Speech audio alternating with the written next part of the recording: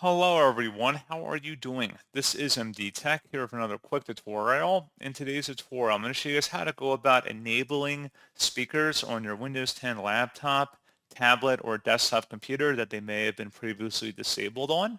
So this should hopefully be a pretty straightforward process, guys. And without further ado, let's go ahead and jump right into it. So all I have to do is open up the search menu, and you want to type in settings.